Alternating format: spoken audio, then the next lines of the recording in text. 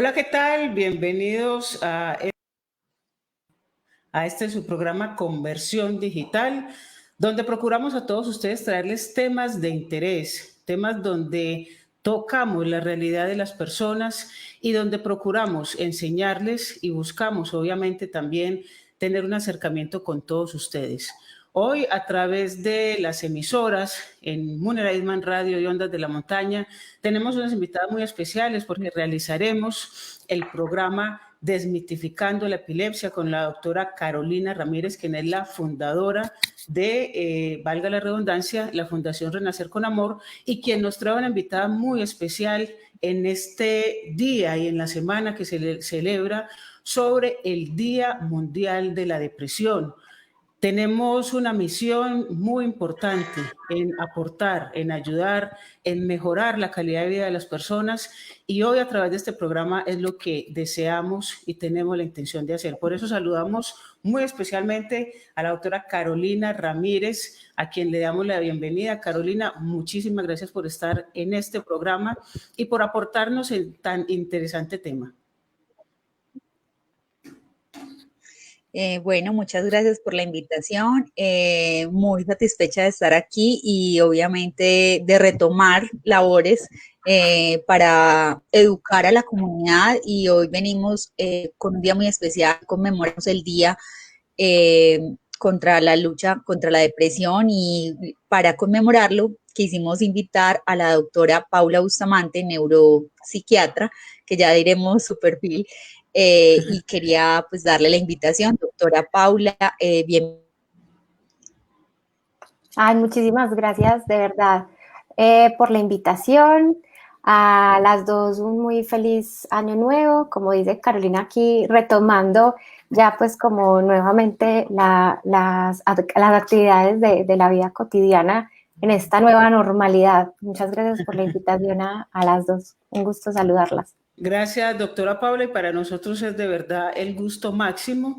Yo voy a presentarles a la doctora y me permito entonces leer su currículum para que sepan y tengan esta buena expectativa, las preguntas, inquietudes que quieran realizar tanto en este en vivo a través de Facebook Live como en los números de contacto que seguidamente vamos a dar para que ustedes puedan preguntar, porque tenemos a una persona especializada en la materia. Ella es médica de la UPB, especializada en psiquiatría de la Universidad de Antioquia y alta especialidad en neuropsiquiatría de la Universidad Autónoma de México y el Instituto Nacional de Neurología. Así entonces que con ella celebramos esta lucha sobre una temática que nos está en este momento de alguna manera carcomiendo y que está invadiendo varios espacios en familias, en niños, en niñas, en jóvenes, en adolescentes, y es la depresión. Y por eso, doctora Paula, yo quiero iniciar con esta pregunta que todos tenemos, es la razón por la cual se celebra esta lucha mundial, es a nivel mundial, a nivel internacional, sobre el tema de la depresión. Sí, mira que es muy importante eso porque la depresión es una enfermedad que cada vez está tomando más nombre, ¿cierto? Que cada vez estamos pudiendo poner como más en la mesa, sin miedo, sin tapujos, sin vergüenza, y es una enfermedad que es tremendamente importante. Las estadísticas del año pasado, pues de 2020, hablaban de que se afectaba a más de 300 millones de personas en el mundo, y que la depresión es la principal causa mundial de discapacidad en las personas en todo el mundo, ¿cierto? ¿Qué es lo que pasa? Que la depresión genera gran sufrimiento, ¿cierto? Altera las actividades laborales, personales, familiares, pero no se ve. Entonces, ese es uno de los problemas más grandes, y es que la depresión es una enfermedad invisible de alguna manera, ¿cierto? Cuando tú tienes, no sé, te fracturas o tienes una herida grande o tienes una herida en el abdomen, pues eso se ve y la gente pues se da cuenta que están ahí, pero cuando uno tiene depresión, pues a veces ni siquiera se nota, ¿cierto? No hay un marcador. Entonces yo pienso que lo que estás diciendo es muy importante, y lo que nos convoca es que el día también de alguna manera es fomentar, darle esa visibilidad a la depresión, saber que es una enfermedad común y corriente, ¿cierto? Que no hay que tener pena, ni tapujos, ni vergüenza, y que de verdad podamos empezar a prevenir y a buscar una manera como, de una manera más activa, evitar pues todas las complicaciones que tiene como tal esta enfermedad. Bueno, sí, yo creo que es muy importante haber hecho la explicación de el por qué se conmemora este día y la importancia que ha tenido o que cada vez tiene hablar de depresión. Antes lo hablábamos como un mito, hablar de personas depresivas o de ir al psiquiatra era casi, mejor dicho, decir que una persona estaba loca, por Loca. decirlo de alguna manera. Y, y pues ahora ya se ve como con mayor naturalidad, digamos, ir a donde un psiquiatra, ya no hay tanto estigma, porque realmente se estigmatizaba a la persona que recurría donde un psicólogo, donde un psiquiatra, casi que decían, pero usted por qué está yendo allá, ¿cierto?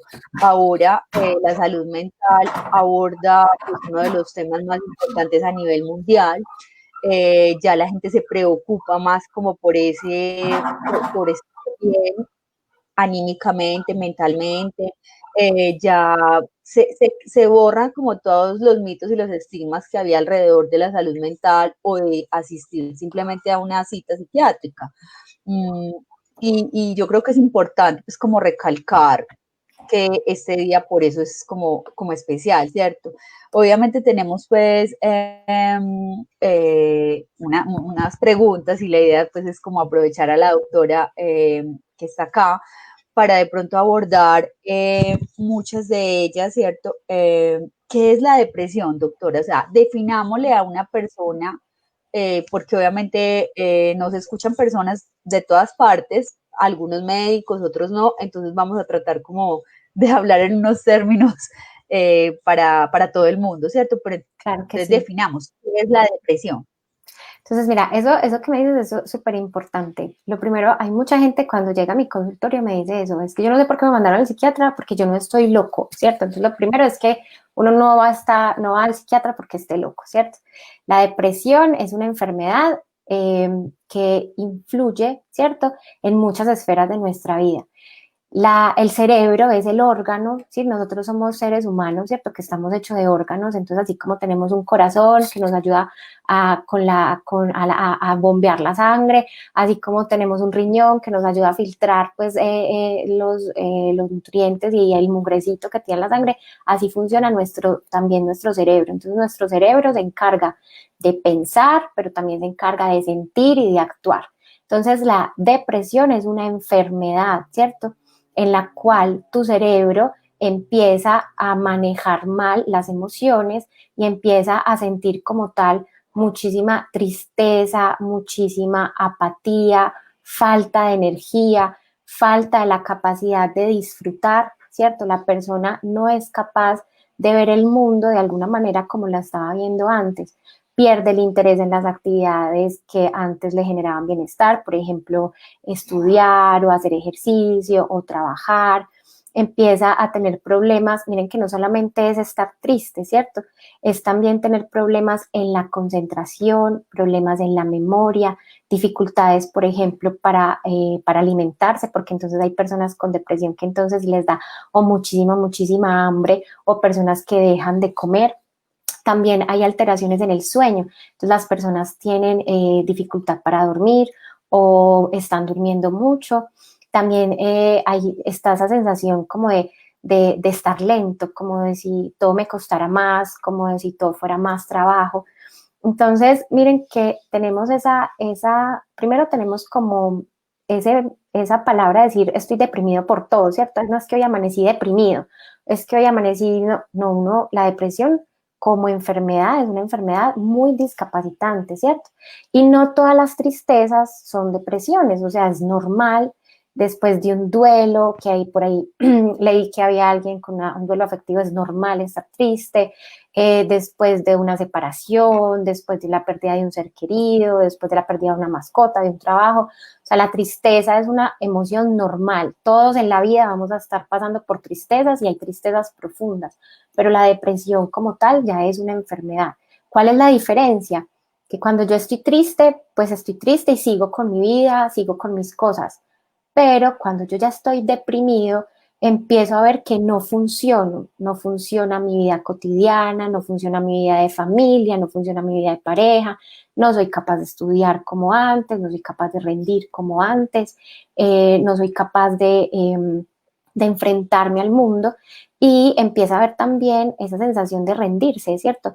No quiero estar vivo, yo para qué estoy acá, de sentir culpa por alguna cosa que pasó en algún momento y de tener ideas de muerte y de experimentar que las personas de la familia o uno mismo pues estaríamos mejor muertas, que ese es otro de los síntomas de la depresión. Qué interesante, doctora, pues que de como esta explicación de realmente qué es la depresión, ¿cierto? Doctora, de la depresión, pues obviamente surgen unas consecuencias, ¿cierto? ¿Cuáles podrían ser algunas de las consecuencias de la depresión?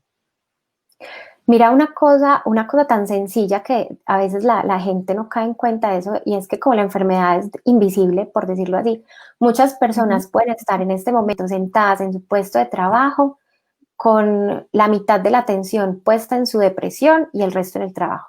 Entonces, una de las consecuencias más graves es la pérdida, ¿cierto? De alguna manera de esa productividad en tu vida económica, en tu vida laboral, en tu vida social, en tu vida familiar, ¿cierto? Y eso es una carga, pues, que para una persona, digamos, de entre 30, 40, 50 años, que está en plena productiva, ¿cierto? Económicamente productiva, por ejemplo, pues entonces empieza a tener como estas falencias. Lo otro es que una de las consecuencias y una de las secuelas o complicaciones más grandes es el suicidio, ¿cierto?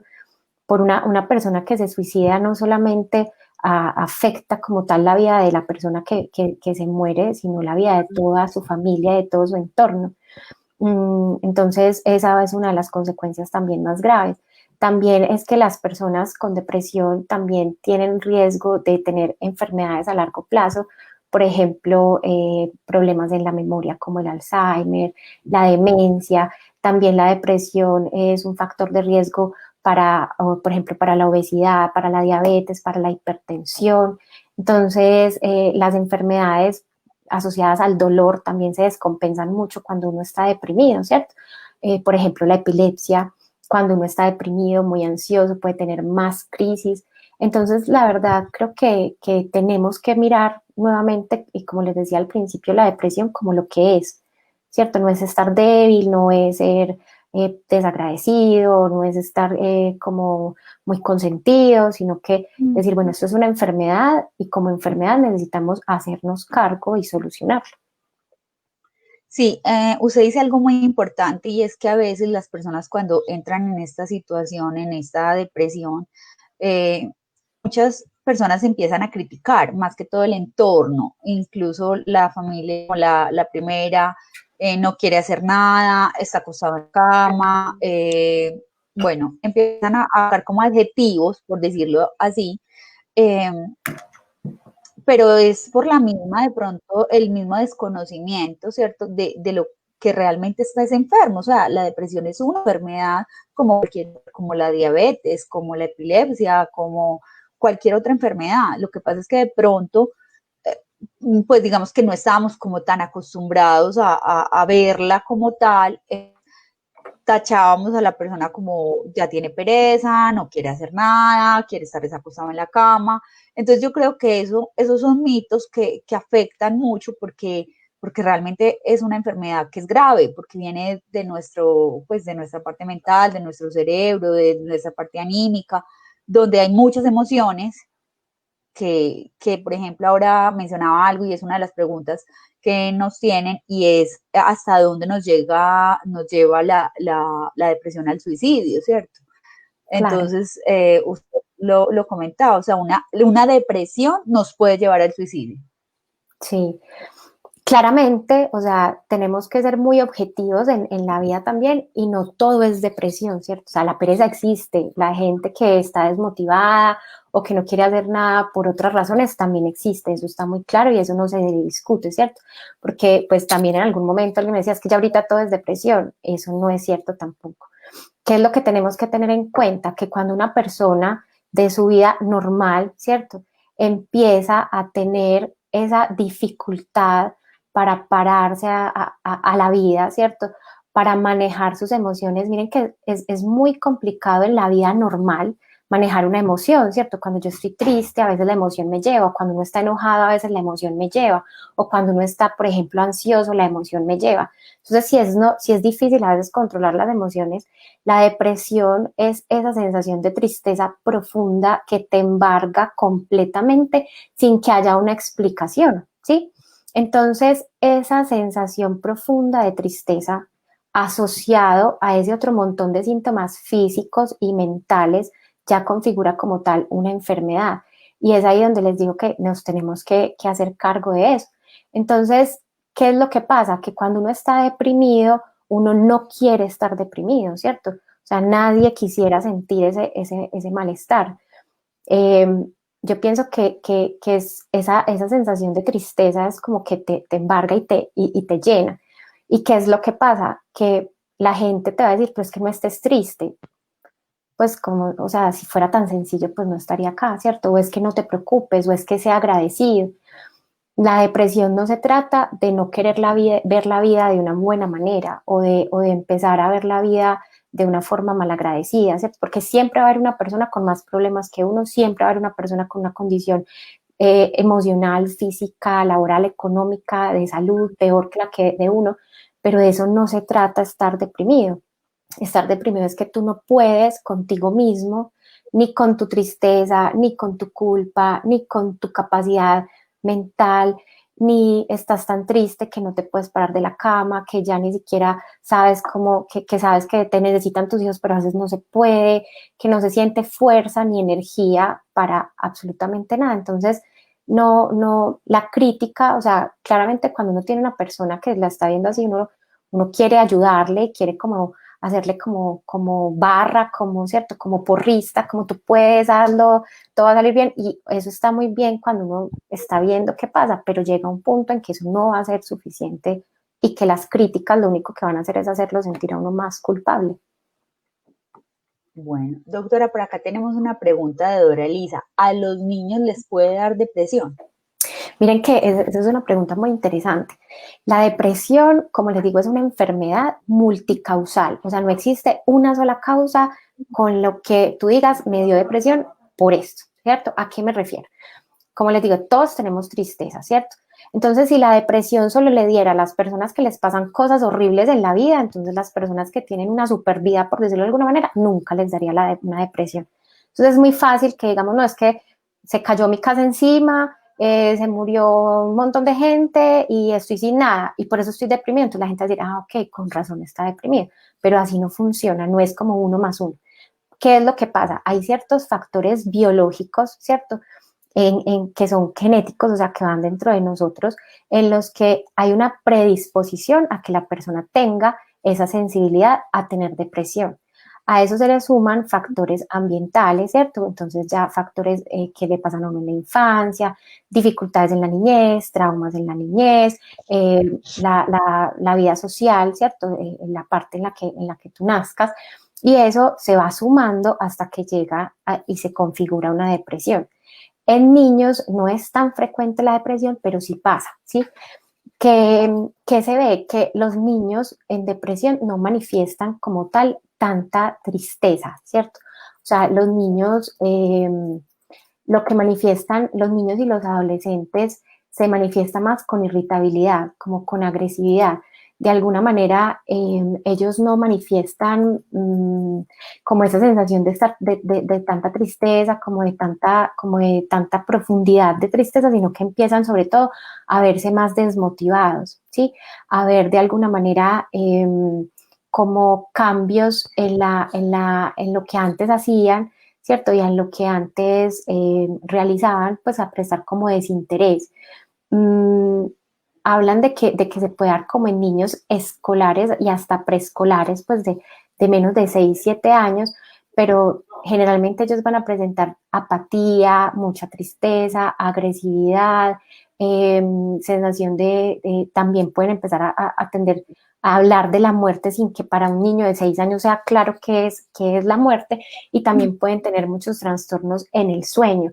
Entonces un niño pequeño sí puede deprimirse, lo que pasa es que el diagnóstico de una depresión en un niño debe hacerlo alguien especializado, o sea, debe ser una consulta médica especializada con un profesional de la salud mental de niños. Entonces, doctora, ¿cómo entra la familia, cierto? Los amigos a manejar ese diagnóstico, pues sea en el niño o en alguien, o sea, ¿cómo entraría, cómo sería el papel de la familia? Entonces, para manejar el diagnóstico de una persona que tengamos en depresión en nuestra familia. Pues yo pienso que lo primero es que cuando yo identifico el cambio en la parte de la actitud de la persona, ¿cierto? De mi familiar, de mi pareja, de alguien, lo primero entonces es estar atento a qué es lo que está presentando, ¿cierto? Porque como les digo, todas las personas tenemos tristezas y vamos a estar tristes y eso nos va a dar, la tristeza es una cosa que nos va a dar en la vida. Pero cuando uno está triste, generalmente busca apoyo, busca compañía, busca consuelo, ¿cierto? Las personas con depresión tienden a aislarse, a dejar de, por ejemplo, a dejar de salir con los amigos, a dejar de ir a las fiestas de la familia, a dejar de llamar a la mamá que llamaba todos los días, ¿cierto? Entonces, pienso que como familia primero es identificar los cambios y manifestarle a la persona la preocupación, como mira, te veo mal, te veo triste, veo que esa tristeza ya, o sea, pasó una semana, pasaron 2 semanas, ha pasado un mes, ha pasado 2 meses, siento que lo que te está pasando ya no es normal, ¿sí? Y en ese momento buscar de alguna manera vincularlo nuevamente a las actividades de la casa, de la familia, ¿cierto? Vamos, te invito, generalmente estas personas necesitan mucho, como mucha motivación, ¿cierto? Es como si yo, por ejemplo, estoy en la cama y no quiero hacer nada, no se me va a ocurrir, debería ir a montar en bicicleta, debería ir a meditar, debería ir a... No, pero la otra persona puede ayudarme con eso, ¿cierto? Ven, vamos a comer, ven, vamos a hacer ejercicio, ven, vamos a meditar, ven, vamos a, ¿sí? Si con esas actividades de alguna forma fáciles, ¿cierto? De vincularnos nuevamente como a la vida cotidiana, la persona pues mejora, pues está perfecto. Pero si no, entonces es de alguna, buscar un acompañamiento terapéutico, una ayuda médica, decirle, mira, vamos a ir, esto ya no es una tristeza normal, miremos qué otra cosa se puede hacer, ¿cierto? Y buscar una terapia con psicología, o si es necesario un médico, o si es necesario un psiquiatra. Una pregunta muy puntual, ¿la depresión tiene cura? Sí, sí, la depresión es una enfermedad así como a uno se le cura, no sé, una gripa, también se puede curar la depresión. O sea, yo pienso que eso es una de las primeras cosas que tenemos que saber. La depresión, hay depresiones crónicas y hay personas que tienen recaídas en la depresión. O sea, hay personas que les da depresión muchas veces en la vida, pero también hay episodios de depresión en los que tú te deprimes, te metes en la depresión, te haces un tratamiento de la depresión y sales del tratamiento y ya. Entonces, eso es parte de lo que muchas veces la gente piensa, que la depresión es una cosa que va a vivir conmigo toda la vida y yo voy a seguir siendo pues el pedacito de lo que era antes. Y no, uno puede volver a ser lo que uno ha sido. Sí existe depresión crónica y eso sí pasa, pero también se quita. Doctora, ¿cómo tratar la depresión sin medicamentos? O sea, sabemos que hay una parte que seguramente va a haber que medicar un tiempo, pero es posible tratar la depresión sin medicamentos. Esa pregunta es súper importante. Lo primero es que así como hay clasificaciones en todas las enfermedades, también hay clasificaciones en depresión, ¿cierto? Ahorita, por ejemplo, que estamos en pleno COVID y que la palabra neumonía ya es una cosa como que la tenemos más en la cabeza. Hay neumonías graves donde usted tiene que estar hospitalizado, conectado a un ventilador. Hay neumonías que usted las manejan en el hospital con una canulita de oxígeno y hay neumonías que usted está en su casa con el inhalador y con precauciones. Entonces hay gravedad en las escalas de neumonía, ¿cierto? Así como hay escalas para eso hay escalas en depresión. Hay depresión leve, hay depresión moderada y hay depresión severa, ¿cierto? ¿Qué es lo primero? Una depresión leve, en los estudios clínicos, hay evidencia de que los tratamientos no farmacológicos funcionan. ¿Qué son tratamientos no farmacológicos? Por ejemplo, la psicoterapia, ¿cierto? Ir a una terapia que te ayude estructurada, con una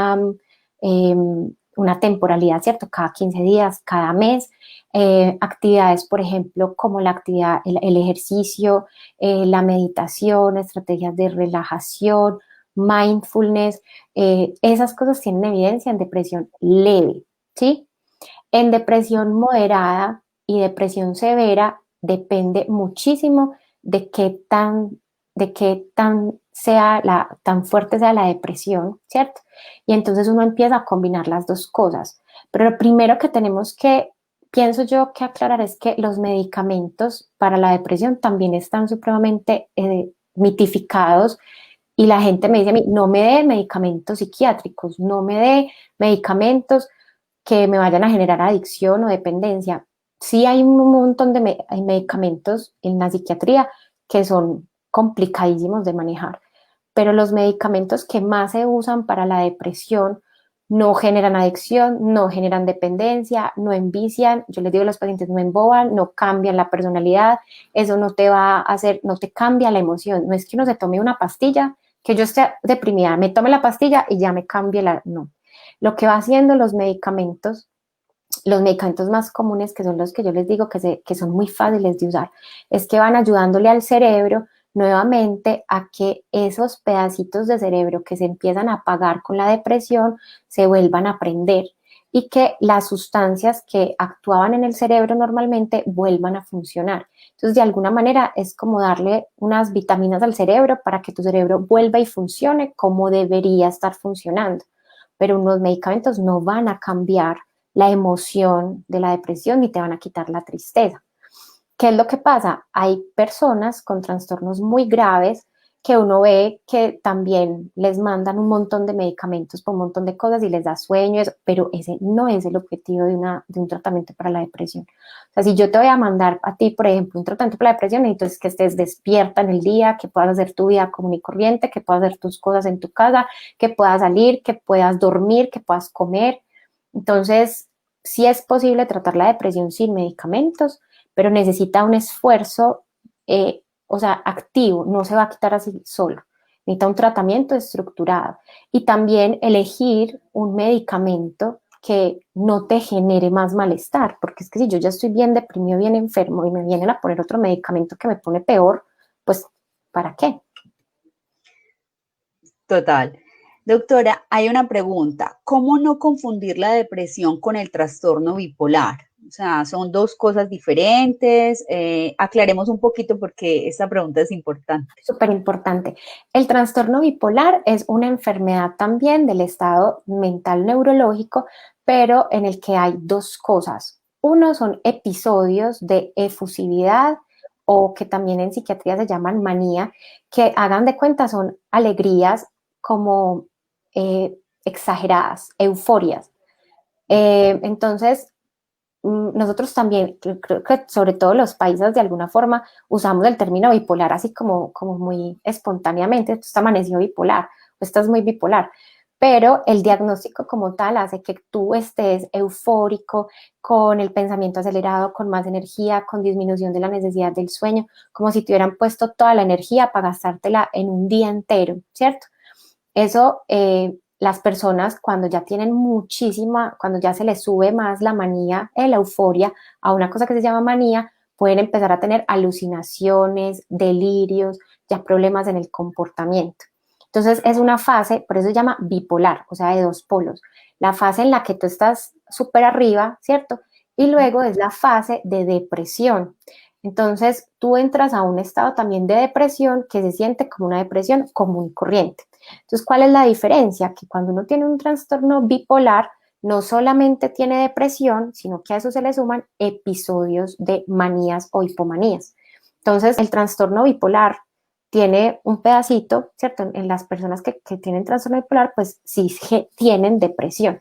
Lo que pasa es que cuando uno dice eso, ya uno dice, uno le pone como el apellido, ¿cierto? Entonces tengo una depresión, ¿cierto? Entonces, digamos, si yo Paula Bustamante, tengo depresión, pero tengo un diagnóstico de trastorno bipolar, mi depresión se llama así, tengo una depresión de bipolar, ¿cierto? Ya el diagnóstico más grande. Bueno, por acá nos dicen, ¿qué tan efectivo es tratar la depresión con CBD? Esa es otra pregunta súper chévere. Están preguntando cosas muy buenas. El CBD es un medicamento que apenas ahorita se está investigando. O sea, la marihuana medicinal, el cannabis medicinal, tiene muchísimas connotaciones. ¿Qué es lo que pasa? Que la planta, todas las plantas, todas las cosas tienen propiedades, ¿cierto? O sea, uno se toma una aromática o de manzanilla o de té, una cosa o que la otra, usted agarra la penca de su casa y todo tiene propiedades químicas, porque eso somos, ¿cierto? Eso es lo que hay en la vida. ¿Qué es lo que pasa? Que la mata del cannabis, la planta del cannabis, tiene varios componentes, el CBD, ¿sí? Y el THC. Esos dos componentes, que luego pues los podemos explicar si quieren con más detalle, ¿qué hacen? Hay uno que tiene esas propiedades alucinógenas que traban a la gente, ¿cierto? Que lo relajan, que lo traban, ¿sí? Y hay otros que tienen unas propiedades que son un poquito más calmantes. ¿Qué es lo que pasa? La marihuana medicinal que venden, así como que hace el vecino, que tienen en la finca, no pueden separar los dos componentes, el THC y el CBD. Entonces, ¿qué es lo que pasa? Que no hay forma de que tú sepas qué tanto de una cosa y de la otra le estás dando. Hay gotas, ahorita, ¿cierto? Las farmacéuticas sacan el CBD solo, o sea, el extracto de CBD. El extracto de CBD tiene efecto relajante, ¿cierto? Calmante, puede ayudar con el sueño, pero no es antidepresivo. Entonces, yo he usado, por ejemplo, en pacientes con depresión, gotas de CBD, por ejemplo, para ayudarles con otros síntomas. A las personas que tienen vómito, cáncer, les sirve mucho. A las personas que tienen ansiedad, insomnio, también. Pero no es un antidepresivo como tal. Entonces, no, como medicamento único, no le va a servir si es depresión. Por acá tenemos una pregunta. ¿El clonazepam es muy usado pues, para la depresión? ¿Es verdad que puede volver a las personas agresivas? El clonazepam es un medicamento de la familia de las benzodiazepinas. Eso hagan de cuenta que así como yo soy Bustamante, ¿cierto? Y Carolina Ramírez, los medicamentos también tienen familias. Entonces, las familias de los antidepresivos, ¿cierto? Son los que ayudan con el ánimo, con la energía, con eso. Esos medicamentos tienen muchas familias. Las benzodiazepinas no son antidepresivos. Las benzodiazepinas son una familia de medicamentos que se usan muchísimo en medicina porque son relajantes musculares, antiepilépticos, dan sueño, estabilizan unas membranas celulares, ¿cierto? Entonces son medicamentos que se usan para muchas cosas. Para psiquiatría se usan más como medicamento de emergencia porque son calmantes, ¿cierto? O sea, por ejemplo, cuando alguien entra a un hospital convulsionando, uno le pone una benzodiazepina en la vena a la persona para que se calme, porque eso es como echarle agua fría a un incendio, ¿cierto? Para apagarlo. Entonces viene venosa. O cuando a uno lo van a intubar para una cirugía, para algo, le ponen una benzodiazepina para que uno se duerma. Entonces las benzodiazepinas, digámoslo facilito, son calmantes. Que cuando uno, por ejemplo, está pasando por momentos muy difíciles de su vida, sobre todo en ansiedad, en depresión no se usa mucho las benzodiazepinas porque es que en la depresión tú ya estás generalmente apagado, dormido, somnoliento, no le paras bolas, no le pones atención a nada. Entonces las benzodiazepinas no son tan útiles a no ser de que uno tenga como un episodio de agresividad. Entonces antes las benzodiazepinas y el clonazepam lo mandan para la agresividad y lo mandan para la ansiedad. ¿Qué puede pasar? Que si una persona no aprende a manejar ni su agresividad ni su ansiedad, entonces va a estar pegada de las gotas y va a estar también, y no se le va a quitar la agresividad ni le va a quitar la irritabilidad. Entonces yo no creo que las gotas lo hagan ser agresivo, ¿cierto? Simplemente que puede generarle, ¿cierto? Como esa sensación de que necesita tanto las gotas para estar tranquilo que se ponga agresivo por eso. Ok. Una pregunta, ¿la depresión en el embarazo puede causar en el feto alguna alteración. Es muy complicada la depresión en el embarazo. Nos han vendido la imagen de que el embarazo es maravilloso, de que las mujeres pues están brillando con, sí, con esa emoción, la felicidad, y a veces el embarazo no es así, ¿cierto? El embarazo en la vida real a veces es doloroso, a veces es la pérdida, a veces uno no tiene con quién compartir. Entonces, de alguna manera, las mujeres embarazadas deprimidas sienten mucha culpa, entonces más se deprime. No es fácil el manejo ni de la depresión en el embarazo ni el diagnóstico por eso mismo.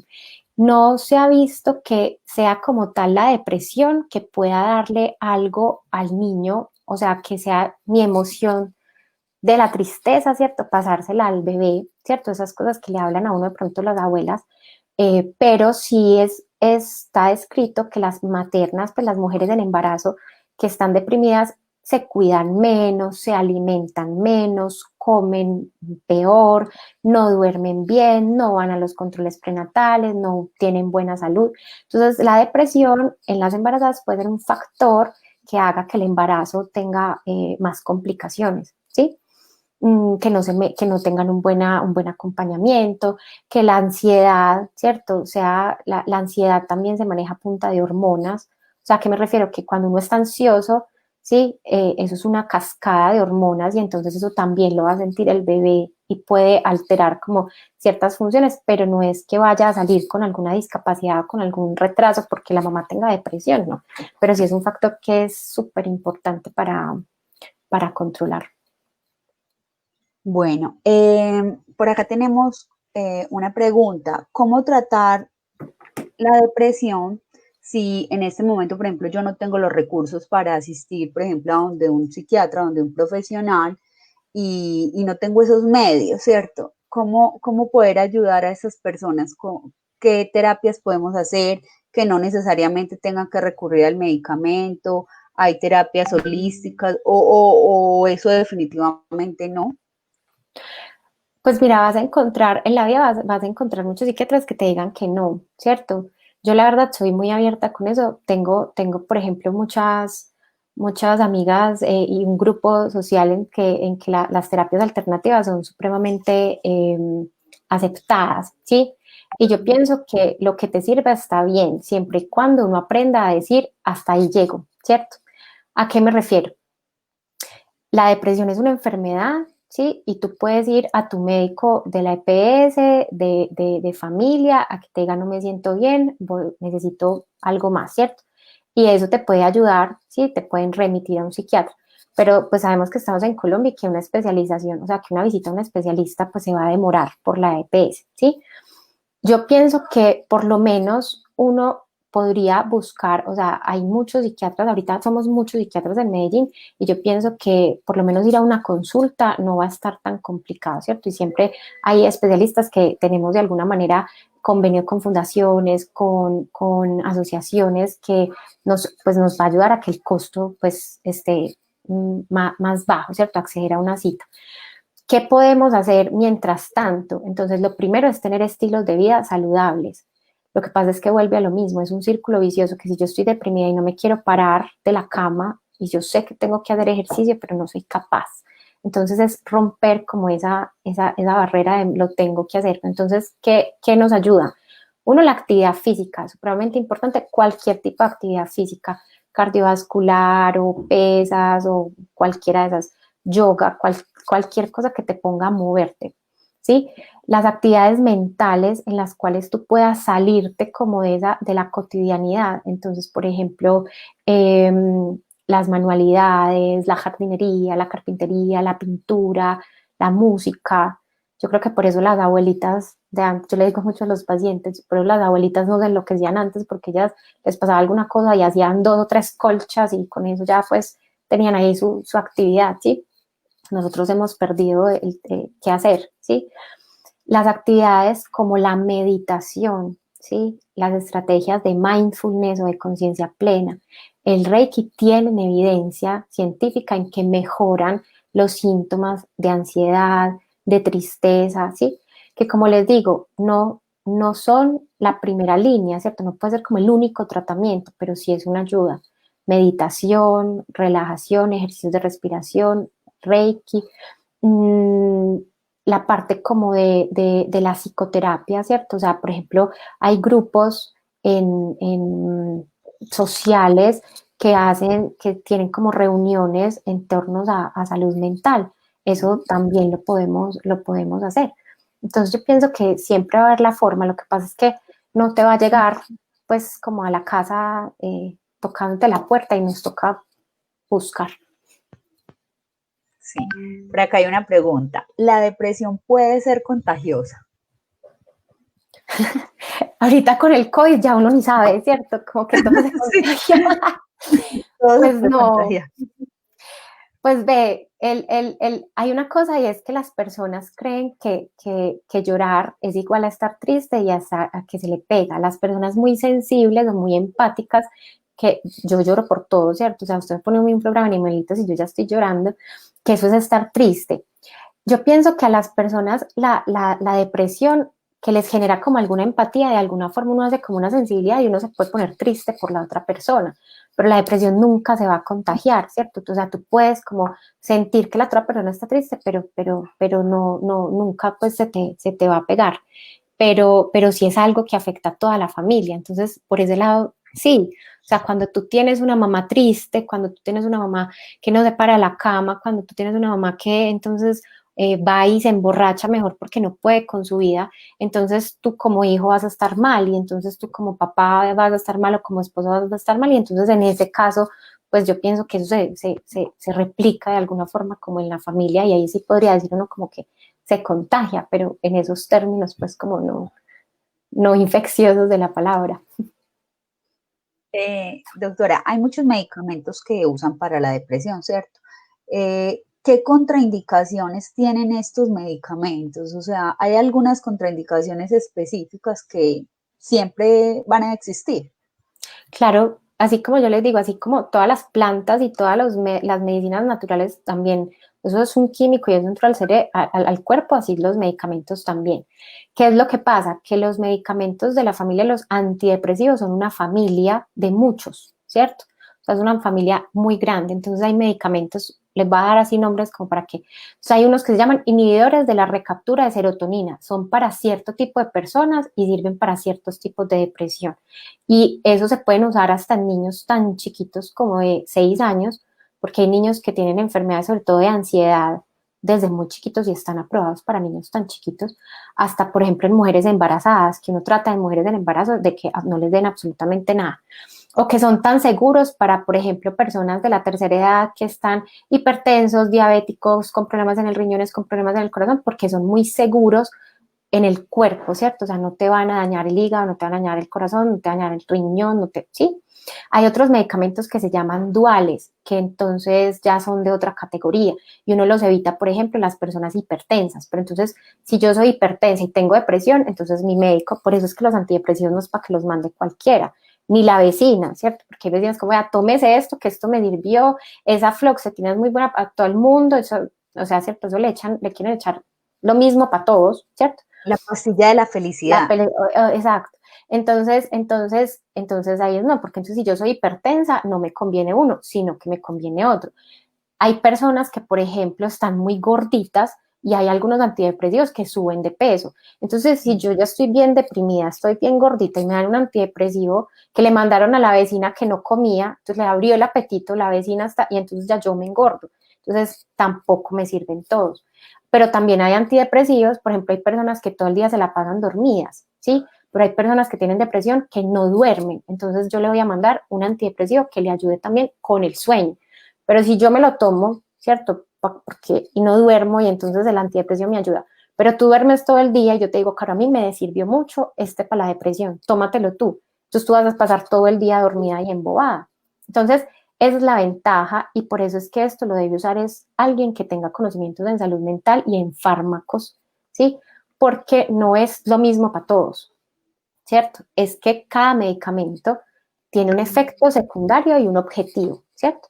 Y que claramente, pues, en una familia sí pueden estar, pues, por exagerarles, pues, los tres deprimidos y pueden estar tomando los tres lo mismo, suavecito, sí puede pasar, así como en una familia todos toman omeprazol, pero uno debe elegir un medicamento que sea compatible con la enfermedad de cada persona, porque todas las depresiones, miren, no son todas iguales, pero que tampoco le vaya a hacer daño ni a generarles efectos secundarios a largo plazo. Doctora, ¿hay alguna prueba o cómo identificar o determinar que está entrando en depresión? O sea, ¿hay pruebas exactas o de pronto hay características que uno diga está entrando en depresión? Miren que cuando yo estudié, pues ahorita que hablamos, pues yo estudié en un centro de neurología súper avanzado, ¿cierto? Y allá tienen unos exámenes y uno puede hacer resonancias funcionales y en investigación, ver imágenes, hay una cosa que se llaman resonancias funcionales, ¿cierto? En las cuales a ti te meten a un aparato, un resonador, y se te van prendiendo como las regiones del cerebro que están dormidas o apagadas, ¿cierto? Eso lo hacen en epilepsia, para las cirugías de epilepsia, no sé si Caro que lo ha visto. Eso, hay estudios con resonancia funcional, ¿cierto? Para ver si a uno se le prende o se le apaga algo. Cuando uno ve eso, uno quisiera como mostrarle a la gente, como un ortopedista, veas que su huesito está quebrado, que uno quisiera, veas que su cerebro se le apagó aquí, por eso está deprimido. Pero eso en la vida normal no existe, ¿cierto? No hay un examen de sangre, no hay un examen como que uno diga, vea, hágaselo y por eso está deprimido. Y por eso es que es tan difícil, que el diagnóstico es muy clínico y de alguna manera necesita, pues, tanto que el médico que la vea esté abierto a saber cómo se maneja y cómo se diagnostica, que la persona también esté abierta a expresar todo lo que siente. Yo pienso que algún día llegaremos a eso, o sea, porque sí hay una disfunción cerebral cuando uno está deprimido, pero pues ahorita no hay, y todas las depresiones son muy distintas, como te digo, pero ahorita no hay forma de hacernos una prueba para eso. Ok. Los medicamentos, pues para la depresión pueden afectar la parte intestinal, pues hacen como la pregunta, ¿pueden afectar la parte de los órganos o esto es totalmente aparte o no tiene nada que ver una cosa con la otra? Puede pasar, o sea, mira, por ejemplo, las personas con depresión y con ansiedad tienen muchísimos problemas gastrointestinales. Miren que cuando uno está ansioso, la mayoría de los síntomas, hay muchos síntomas gástricos. A uno le puede dar diarrea, le puede dar vómito, le puede dar gastritis, se le puede inflamar el colon de la parte de la ansiedad. La depresión también puede tener síntomas gastrointestinales, o sea, como tal la enfermedad. Entonces, los medicamentos mejoran esa parte. Pero también pasa que así como le puede pasar a uno como con cualquier otra cosa, que si yo voy al médico y me mando un antibiótico y el antibiótico me dio diarrea, es porque me está cayendo mal o porque es muy fuerte y me va a dar diarrea los primeros días. Entonces sí puede pasar que si yo me estoy tomando un medicamento y me empieza a generar o gastritis o malestar o diarrea o vómito o náuseas o alguna cosa, entonces uno trata de hacer algo. Por ejemplo, si me da gastritis, entonces me lo tomo encima de alguna comida. Y si no me mejora, y si el malestar es muy fuerte, entonces en la cita le digo al doctor, no, doctor, ese medicamento me cayó mal, y pues para eso es lo que les digo, tratamientos hay un montón. Y así como uno dice, bueno, este antibiótico no es para ti, este antidepresivo tampoco es para ti, y se cambia. Bueno, Me estaban preguntando, Caro, perdóname, que por el ácido sí, valproico. sí, ¿para qué sirve el ácido valproico? Sí, que yo vi ahorita que preguntaron como varias veces. Bueno, el ácido valproico es un medicamento que uno usa mucho en neurología para muchas cosas. Es de la familia de los anticonvulsivantes, o sea, tampoco es antidepresivo, es de la familia de los anticonvulsivantes, pero tiene muchos efectos en neurología porque estabiliza, lo voy a poner como en términos fáciles, como de alguna manera, como las membranas, como las neuronas, ¿sí? Entonces uno lo usa para la epilepsia, lo usa para la migraña, lo usa, por ejemplo, para pacientes con trastorno bipolar, lo puede usar como profilaxis para dolores de cabeza muy fuertes. O sea, es un medicamento que se puede usar también para, por ejemplo, para personas que hayan tenido algún grado severo de traumas en el cráneo y entonces hayan quedado con irritabilidad, con agresividad. Entonces, el ácido valproico es un medicamento que se usa muy frecuentemente, que debe ser utilizado con cuidado porque tiene efectos secundarios que también hay que controlar. Entonces, es un medicamento que en general no es bien tolerado, pero que no es para que lo tome todo el mundo, ni es para que se lo tome uno como automedicado. Es es un muy buen tratamiento con muy buenas indicaciones, pero que sí debe tener un seguimiento porque, por ejemplo, hay que hacerles examen. Generalmente la gente cuando tiene ácido valproico hay que hacerle seguimiento de la función del hígado, de muchos efectos pues, que podría tener, pero no es un antidepresivo como tal, o sea, uno no se lo mandan para la depresión. Sí se usa en trastorno bipolar, como para estabilizar esas fases de subidas y bajadas, pero no es un antidepresivo. Bueno, doctora, lo que pasa es que el tiempo en radio es como limitado y ya se nos Claro está que sí. agotando, pero eso no quiere decir que no la volvamos a invitar y quedan muchas preguntas, pero yo sé que vamos a tratar de pronto de contestarlas en el chat. Mm, y de pronto os hacemos otro programa de acuerdo pues a las peticiones del público. Pero como hoy es un día tan especial, que es el día que se conmemora el día contra la lucha con la depresión, yo quisiera que usted dejara un mensaje, ¿cierto? Para todas las personas que nos están escuchando, de pues un mensaje que quiera decir con respecto a esto. ¿Qué quisiera que la gente entendiera? Un mensaje. Bueno, pues primero gracias a la Fundación Renacer con Amor pues por esta oportunidad. Lo otro es que estamos viviendo una época muy complicada, ¿cierto? Que de alguna manera las emociones cada vez están un poquito más descontroladas, ¿cierto? La necesidad de salir, pero ya quiero uno salir y terminar con este tema de la pandemia, la cuarentena, pero si salgo pongo en riesgo a mi familia, ¿cierto? Estar lejos de los seres queridos, no poder hacer la vida como antes, no poder viajar, no poder... Entonces yo pienso que de alguna manera es el momento, creo que es un momento muy importante en la historia de la humanidad que nos veamos como seres humanos y que nos veamos como seres emocionales, ¿cierto? O sea, que somos nosotros quienes de alguna manera somos los que tenemos esas emociones, pero ¿qué hacemos con la emoción, ¿cierto? O sea, de alguna manera nos dejamos controlar tanto por las emociones que ahí nos quedamos como actuando en piloto automático, dependiendo si tengo rabia o si estoy triste o si estoy enojada. Entonces, que seamos conscientes de que somos seres emocionales, pero que nuestras emociones no nos pueden controlar, sino que de alguna manera podemos aprender a funcionar mejor si aprendemos a administrar nuestras emociones, ¿cierto? Ya que tengamos en cuenta de que la tristeza es normal, pero que no es normal pasar triste un mes, ¿cierto? De que ya cuando yo estoy viendo que hay un cambio en que mi vida no funciona, en que yo ya no me siento la misma persona, en que yo ya no funciono, pues debo pedir ayuda sin miedo, ¿sí? En que es normal, así como ir al ortopedista o ir al psiquiatra o ir al ginecólogo, pues no es bueno ir al médico, así a nadie le gusta ir a contar, pues es que me duele o tengo esto, pero pues tenemos que cuidarnos y si no somos nosotros mismos los que nos cuidamos, pues no vamos a poder tampoco cuidar a nadie más.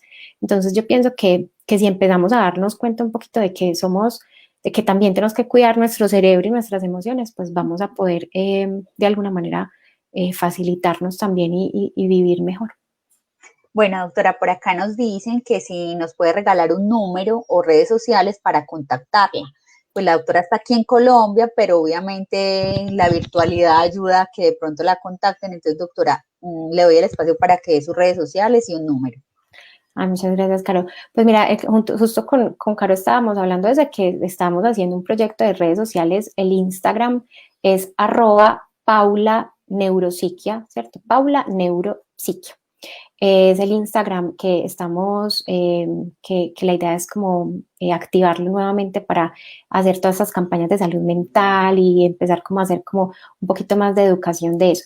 Mi consultorio es en Medellín, pero como la virtual ahorita estamos haciendo consulta para todas partes, pueden comunicarse a un WhatsApp, el número es 304-643-1318. Ahí pueden mandar un mensajito por WhatsApp que del consultorio se comunican para aclarar también cualquier tipo de duda. O al Instagram me pueden también mandar mensajitos para terminar de aclararles las dudas y también pues cuando la fundación nos abra el espacio podemos seguir hablando de este tema cuando quieran. Doctora, muchas gracias por tenerla aquí, por aceptar nuestra invitación. Y de todas formas, en el banner está ahí el contacto de la fundación, el número de WhatsApp es 312-788-4500. Por allí también nos pueden contactar y nosotros haríamos como el vínculo con la doctora. Los invito pues a seguirnos a nosotros en las redes, en Facebook Fundación Renacer con Amor, en Instagram Renacer con Amor. Y los invitamos a ver también los videos que tenemos en el canal de YouTube, Fundación Renacer con Amor, y por medio de la fundación pues vamos a poder también contactar pues los diferentes especialistas que pues tenemos aquí invitados. Muchas gracias a todos por conectarse. En un espacio que tenga la doctora, ella tratará de contestar las preguntas que estén a su alcance. Entonces, para que estén muy pendientes, muchas gracias, doctora, por la invitación. A ustedes muchísimas gracias y un muy feliz día. A ti muchas gracias, Oscar. Feliz día. Que estén muy Feliz bien. día a todos. Feliz día a todos. Gracias.